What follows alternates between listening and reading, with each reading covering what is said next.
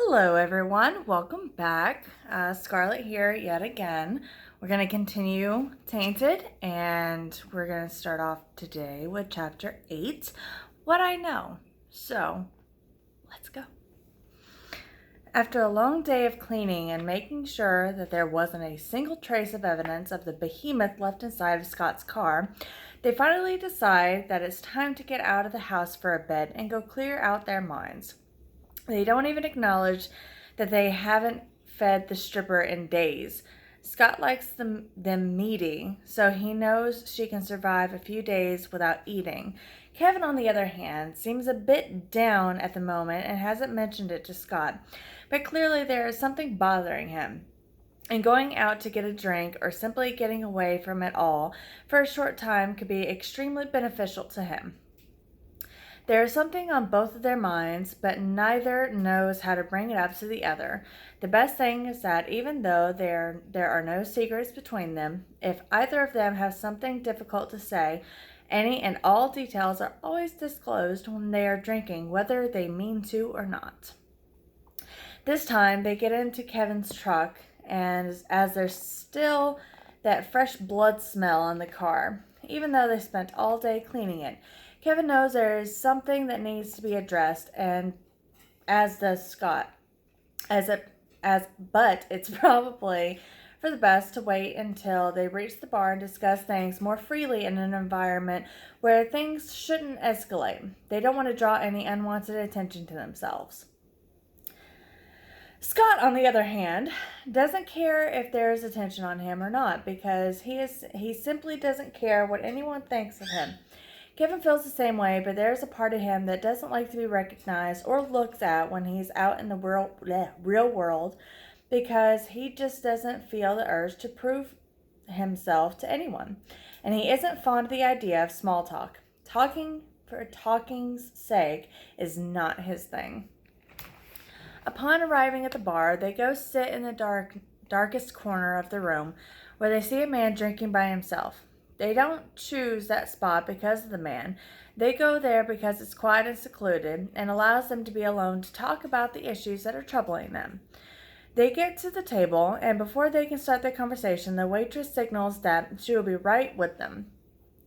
They had noticed that she was coming their way, stopping to check on another table first, so they focused on what was happening with the man at the table next to them, as he was drowning his sorrows with beer after beer. The man intrigued them because they wanted to figure out what was wrong and if they should kill him to put him out of his misery.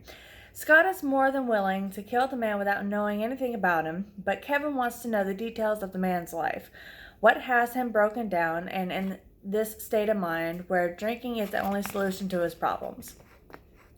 The waitress approaches them with a big smile on her face, her beautiful smile and light eyes quickly catching Kevin's attention. As he has never experienced a smile like hers, Scott turns to her and tells her that he will have to get their cheapest beer no matter what it tastes like because he'll get buzzed just the same on that than he would on something more expensive, but then focuses back on Kevin. But Kevin appears to be lost in thought, gazing at her for a few moments before he snaps out of it and tells her he will take a double shot of vodka and a bottle of Cabernet. Scott looks at Kevin, who continues to focus on the waitress's smile, and knowing there is something on his mind, thinks it might be better for him to take the waitress home instead of the drunk, crying man next to them. At least with her, Kevin can have some fun in a more natural way, given that he cares about the gender that he sleeps with, because to him, just any hole won't do. God. Kev, what do you think of her? Scott asks with a grin. Scott, I know what you're thinking, and the answer is no. We're not going to abduct her just so we can F her and then kill her. Killing her will not make me feel better about what happened within the last few months of my life, Kevin answers, shaking his head. This will be a good start, though. We can kill every single one of them, any male or female that reminds you of that bee. What she did to you, it wasn't right, and what I lost wasn't right to me. So F me for wanting to make the world feel my pain, our pain, Scott says. I'm not saying that you're wrong. What I'm saying is that even though I'm willing to experiment on which path to take next, I won't be abducting, raping, and killing women just because of one stupid bee, Kevin replies. I'd say kill them all. They all deserve to die as they are lying, manipulating, effing whores, and the worst thing that we can do would still be too good for their deaths, the crying man says out of nowhere. Okay. Oh, F, man, you were listening to us? Scott asks, surprised as the man nods. Like, I thought with all of your hard crying, you wouldn't be able to hear a word we said. No judgment, man.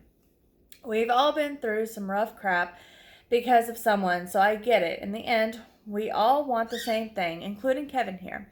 We all want them to pay for the pain and horror they put us through.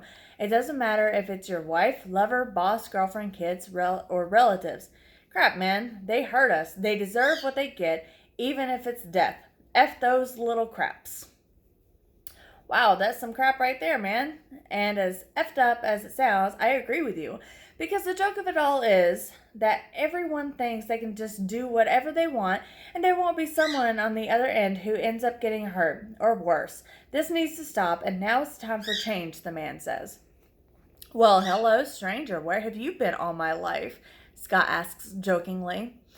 I've been wasting my time with the wrong people. I'm Sean, by the way, the man replies. Well, Sean, I'm Scott, and this is Kevin. It's nice to meet you, and maybe there is something we can do together going forward. But I don't know how committed you are to doing something that can change your life so drastically, Scott says. You have no idea how much I want them to suffer for everything they've done to me.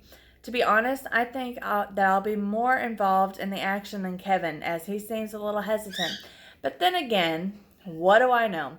I'm just meeting you guys right now. Going from what I've heard, though, this is something that you need to consider when you're recruiting someone, Sean replies. What would we be recruiting people for? Kevin asks, annoyed at Sean's unwanted observation. To dish out justice, and you need to accept that there's strength in numbers. Together, the three of us can make things right, but know that this would only be the beginning, because all three of us would seek out our own form of justice. Sean answers as the waitress returns with her drinks. Here are your drinks, and I must admit, sir, that this is our best Cabernet, the waitress says, directing her last comment and a smile at Kevin. I don't mean to be too forward, but you have such a beautiful smile. It's the most beautiful smile I've ever seen, and with those eyes, darn, it's out of this world, Kevin says, making the waitress blush. Enjoying her reaction to his words, Kevin says to her, I'm sorry, what's your name again? Sandra. It's nice to meet you, and I'm looking forward to seeing where the night goes, because I already have a feeling this is going to be my favorite table tonight, Sandra answers, with a wink. That would be great if it were true, Kevin says with a smile as Sandra blushes once more. Scott leans over and invites Sean to come over to the table so they won't have to talk behind the booths and can look into one another's eyes to gauge each other's level of truth. Kevin has become pretty good at anticipating their victim's next move and hasn't decided yet if Sean should be the one, while Scott doesn't care and will kill anything that comes within eyesight of him. With Sandra being his primary target at the moment, willingly, Sean offers details of what happened to him in his last relationship when his ex-wife and her friends would share stories about how they would make their husbands' lives miserable that week. And how they would make it even harder if they so desired.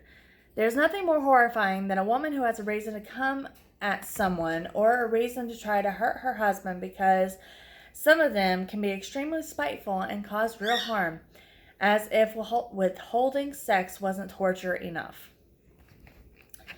Kevin and Scott give Sean a short version of their stories, and then just as Kevin was about to finish with his story, it dawned on Sean. Kevin is the one who was cheated on by this whore that everyone in town knew, and now he didn't know how to tell his newfound friend that it might be best to get tested, as she is well known for being a whore. There are ways to break things to people, and after talking to them for a little bit, Sean realizes that it might be best to just come out and say it, because if they find out later on that he knew about it and didn't say anything, the punishment will not be torture, but will be death for certain. but only after they tortured him for a long time, because that's something that he himself would do. And now he's looking for the courage to tell the men that he just met that the love of one of their lives is a whore who has been creeping on him and every other partner she has ever had. Wow. Kev, I know that we just met, but I feel like we can be honest with each other, and if you knew something that could help me improve myself, I would love to know, Sean says. Sean, skip the song and dance and just say what's on your mind. We're all adults and there's nothing you can say that will surprise me. So just come out and say it, and as honestly will only bring us closer. Honesty is the only way to as honesty is the only as on God, I'm tripping. As honesty will only bring us closer. Honesty is the only way to truly grow and allow things to happen naturally, Kevin replies. Okay, but don't shoot the messenger here, as I didn't know either one of you. So there was no way for me to be able to get this point to you. With that in mind, I agree that it's for the best that you know what to do now and to ensure that you never repeat the same mistake ever again, Sean says. Sean, nothing will happen to you. I've always had a feeling that she was up to no good, and the fact that I was right only proves that I made the right decision. Sometimes you need to remember that even in the darkest of hours, your own shadow leaves your side, and there's nothing you can tell me that I don't either already know or have my suspicions about. But please feel free to enlighten me with whatever info you have, Kevin replies. Okay, here it goes. During the time that you were dating, Bella cheated on you with at least 4 different guys I know, and she gave you the line that she was cheated on by her ex, but in reality it was her who was cheating. She's always been a cheater, liar, and a user, a real-life succubus. I never believed in them until I met her, and her essence just reeked of deceit. Guys like you would never believe it, but know that you shouldn't feel bad because you're not the first and won't be the last to fall under her spell, as she is really good at telling people what they want to hear, even if they don't know themselves, even if they don't know themselves that they want to hear it. Yeah, that's right. Okay. The thing is that even though she uses all of these men, she's still lonely inside, and her biggest fear is dying alone without making an honest connection. Honestly, I think she's still in love with her ex-husband, but when she cheated, he threw her aside, and I can't say that I blame him for it.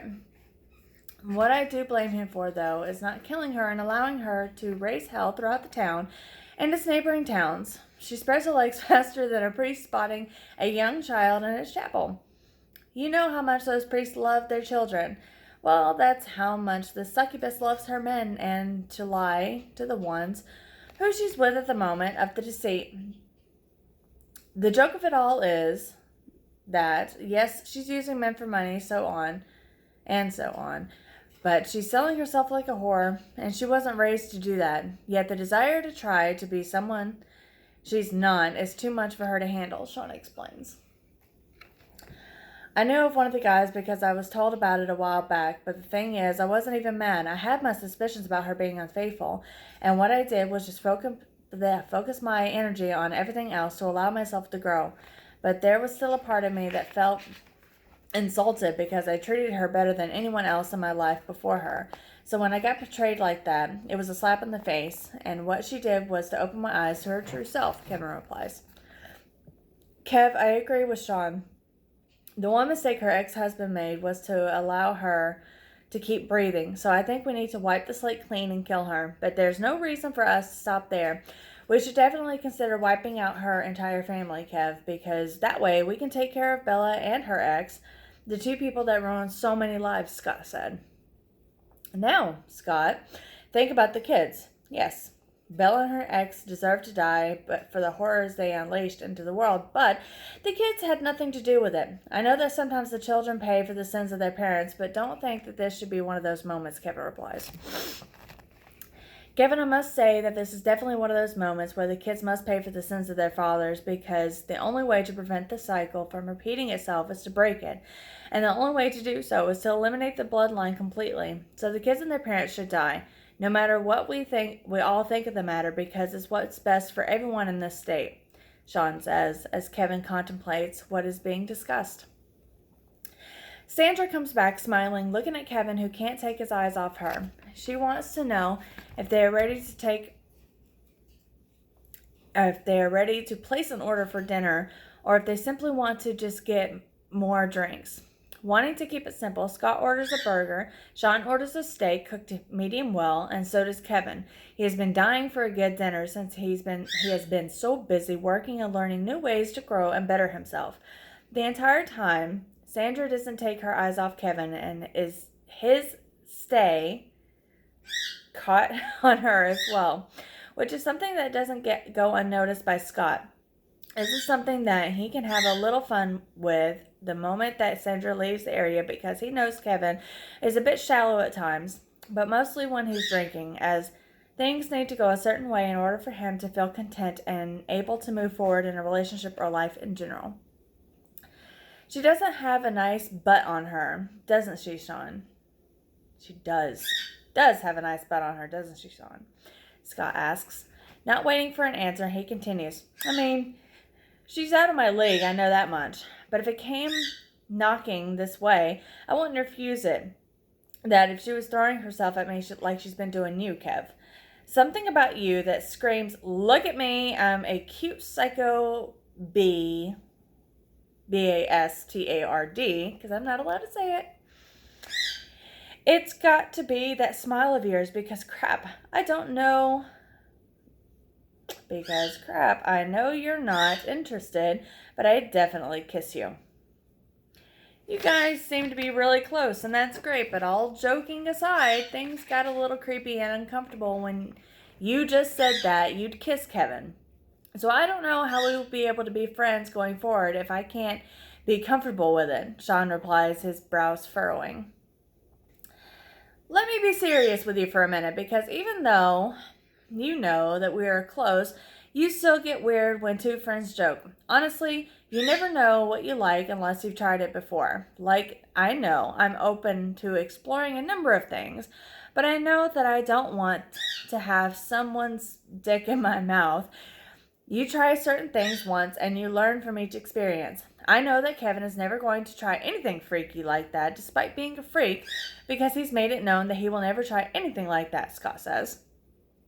Sean considers what Scott just said, but before you can form a response, Scott speaks up again. So have you ever tried having a dick either in your mouth or ass, Sean? But because if you haven't, how would you know that you don't like it? I never tried it and have never been tempted to try it, so just like Kevin, no matter what I do, I'll always tell you or anyone else no when asked if I want to know how it feels to get effed by a dude or suck someone's cock. I know that what you're doing, and trust me, it's okay, but I know what I am and what I like, and dudes aren't something I want in my bed with me. Your lifestyle is your choice. Your lifestyle is yours to choose, and I chose to be different, so you need to accept me like I accept you, Sean answers. You shouldn't judge me, and I'm not judging you because I live my life the way I want to, and there is nothing that I can't do as I'm not obligated to do anything I don't want to do. I think we can still be friends, though, but if you don't think so, it's okay. You can just leave now and we will cover your drinks, because like Kevin says, you're either all in or all out. There's no in between, Scott says. I can handle it. I just want to make sure that you know that you're accepted.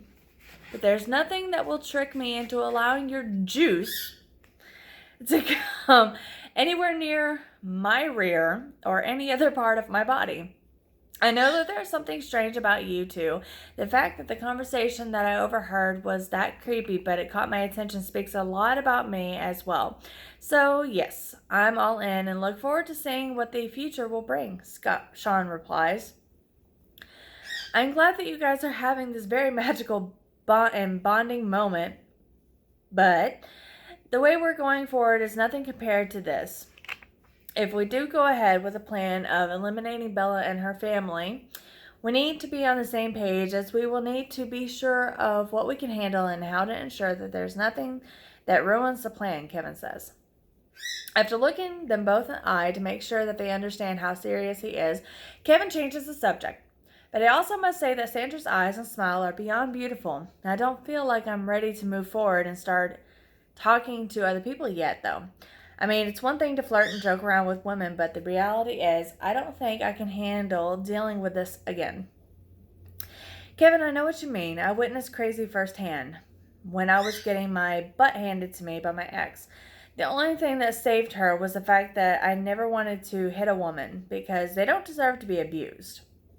I've witnessed a woman being abused, and that's not a beautiful sight.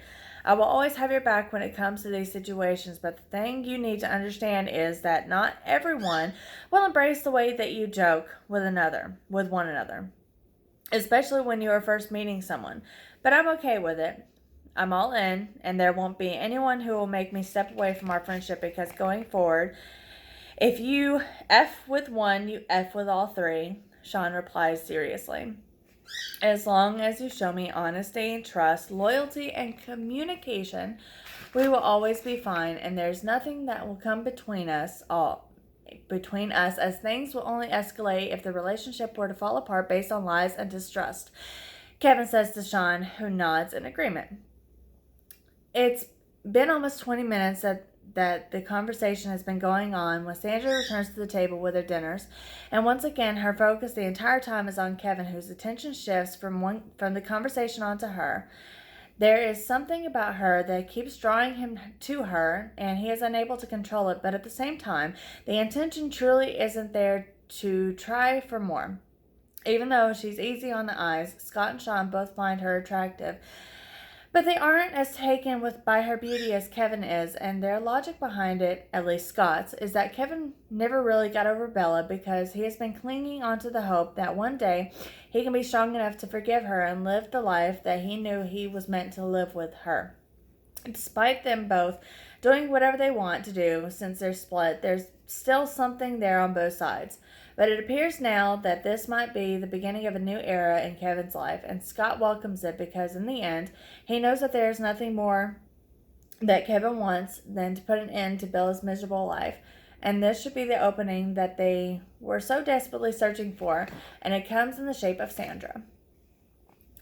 Kevin has learned a lot about the person whom he once loved more than life itself since the breakup, and the fact that she was able to betray him like that so easily has him questioning everyone and everything in his life, including himself, because to be fooled like that is not something that can easily be done, and he wonders if he's getting soft with age. There appears to be a reawakening within him, though, and that has brought a smile to what many were referring to as a stone face and a facade of happiness. It was his way of trying to cope with the loss of the one person who meant the world to him. But now there's no faking it. No need to pretend that the world is going to be okay and not come crashing at his feet. Because he actually believes that there couldn't be a better time to start believing that.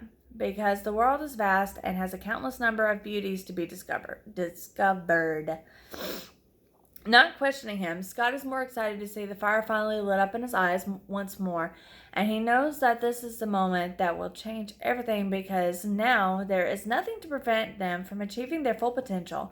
Knowing that what he knows about Bella, Scott continues to make sure that Kevin is on the correct path and that he never veers from it, as it would be detrimental to their plans if that were to occur.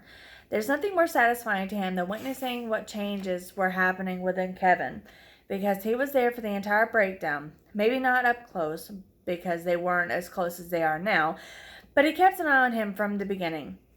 That there are positive changes happening at the moment that will allow further change to occur. There is always a moment that truly changes the mindset and will allow them all to grow, and he feels that this is it. Aware that Bella is the one thing that has Kevin about to wage war on the world, Scott can only be grateful that she is so deceitful and that her "see you next Tuesday" is so loose and easy to get into, because now, after learning more truth about her, there is no changing Kevin back to the calm and gentle man he once was. Sean has been listening to them talk and has been getting goosebumps in both a positive and negative way because of some of the conversation has been so intense. There's a bit of hesitation on his part in going forward with a friendship, but he already told them that he's all in, and there's no knowing what they would do if he were to tell them that he's having his second or third thoughts about it going forward. So instead, he stays quiet and tries to figure out what it is they intend on doing. There are ways of getting out of certain situations if he needs to, and he has an ace in the hole as he has a legit medical condition that would cause him to lose balance and force him out of things for at least a day or two, if not longer. But there's no denying that there's a part of him that enjoys hearing the way they plan on making someone who hurt them pay. This has him interested, so as after they are done with Bella, they might shift their focus on his ex because she did a number on him as well. Knowing that she's free out there in the world, able to do as much damage as Bella is unacceptable to him, and he hopes that they can bring it all to an end because no one should ever have to deal with being abused, no matter what the gender, race, religion, or any other reason. Sean tries to hide his thoughts, but realizes that Scott and Kevin aren't talking anymore and are instead staring at him as though they are reading his mind. So he laughs as if he thought of something funny to try to diffuse the situation. What's so funny? Kevin asks while he's cutting a steak. I was just thinking of what God would think of our actions, Sean answers. And that makes you laugh? Scott asks. Like, don't get me wrong, I believe that there is a God, but I also know that there is so much more that needs to be explained. Religion and science can only explain so much, thus leaving the rest to faith. I believe in God because I was raised to do so, as Kevin, but we all have our own personal beliefs. I meant nothing by it. I was just thinking what he would think of our actions and plans going forward, Sean replies. In that case, why don't you think how happy the devil will be once we deliver him a succubus and a dirty whore? Kevin asks. Before Sean can even open his mouth to respond, Kevin goes on. But seriously, what is a God to a non-believer? Nothing, because its desire and will means nothing to the non-believer. There's nothing that a book or a bunch of spoken words can force that person to do, just because we're instructed to do so by someone or something that has never been seen doesn't mean we will blindly follow. It's a legend, and you can consider me a legend killer because I will make them all look at that book or listen to those words with doubt once I am done with that horror. So yes, I'm a non-believer. Scott believes, but knows that there's more to it. And you are a firm believer. Nothing wrong with any of us. But don't try to change our minds, and we won't try to change yours. I honestly meant nothing by it, but there's no need to get all defensive about it because the truth is there's nothing that can happen that will bring our Lord to this world at the moment. Guys, I didn't know your stance on the whole religion thing, but I don't talk religion and politics with anyone, so this will be a non-issue going forward, that I can promise you. We have the potential to change the world, and that is something you guys have made me realize in short time that we've been talking. And I'm dying to see it through, Sean replies as they all look at each other. Once they are done with the conversation, they realize that they have also finished their meals and are waiting on Sandra to show up with the check. Kevin still is on the fence about Sean, but not nearly as bad as Scott, whose feelings towards bringing Sean on have quickly changed because apparently there are things that he said that didn't sit well, and now Scott is on high alert.